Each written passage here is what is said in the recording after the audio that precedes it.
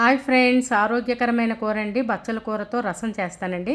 చూడండి, దానికి మనం ముందుగా మిక్సీ గిన్నెలోకి కొబ్బరి, అలాగే కొద్దిగా సాల్ట్, ఎండుమిర్చి, నువ్వుల పప్పు, అలాగే కొద్దిగా వరిపిండి అండి, లేదంటే నానబెట్టిన బియ్యం కూడా కలిపి ఆడుకోవచ్చండి. అంటే ఇదివరకు కూడా నేను ములంకాడ రసం చేసినప్పుడు చెప్పాను కదండి, అదే గ్రేవీ కానీ ఆకుకూరతో చేస్తానండి. వేళ చాలా ఆరోగ్యానికి మంచిది మనకి.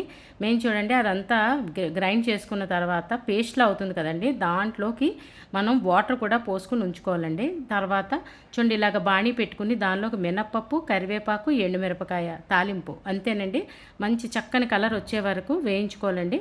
వేయించుకున్న తర్వాత అందులోకి మనం బచ్చల కూర, చక్కగా తరిగి ఉంచుకున్న బచ్చల కూరని ఇందులో వేసి చక్కగా సాల్ట్ వేసి మూత పెట్టుకుంటే కనుక బచ్చల కూర చక్కగా మగ్గిపోతుందండి. ఆకుకూరే కదండి, చాలా తొందరగా మగ్గిపోతుంది.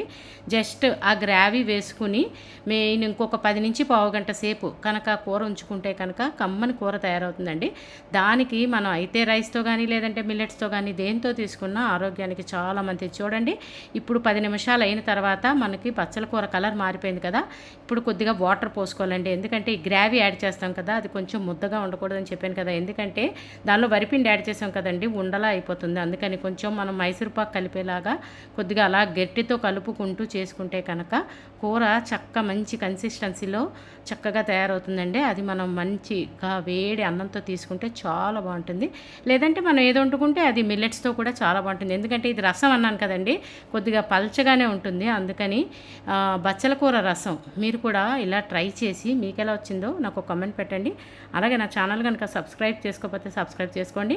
ఒకవేళ చేసుకున్నట్టయితే కనుక మీ ఫ్రెండ్స్తో, రిలేటివ్స్తో షేర్ చేయండి ప్లీజ్.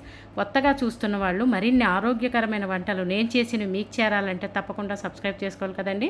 అలాగే చూడండి, అలాగే 10 నుంచి పావు గంట సేపు అండి చక్కగా దగ్గర పడుతుందండి. మొత్తం తీసుకున్న పదార్థాలన్నీ దగ్గరగా ముద్దలాగా గ్రావీలాగా తయారవుతుందండి.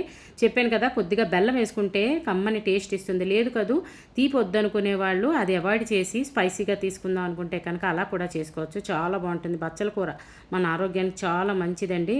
మెగ్నీషియం, కాల్షియం, ఐరన్ అన్నీ దొరుకుతాయి.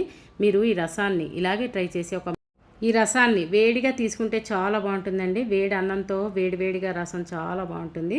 అలాగే చెప్పాను కదా, అయితే మిల్లెట్స్, జొన్నలు, సజ్జలు మనం ఏ వండుకున్నా తీసుకున్నా చాలా బాగుంటుంది. చూడండి, అగో రైస్తో ఈవేళ నేను తీసుకుంటున్నానండి. చాలా కమ్మగా వచ్చింది. అన్నీ చాలా బాగా కుదిరినాయండి. మీరందరూ కూడా తప్పకుండా ట్రై చేయండి. అమ్మ వంటిల్లు మన ఆరోగ్యం మన చేతుల్లో ఛానల్ని తప్పకుండా సబ్స్క్రైబ్ చేసుకోండి.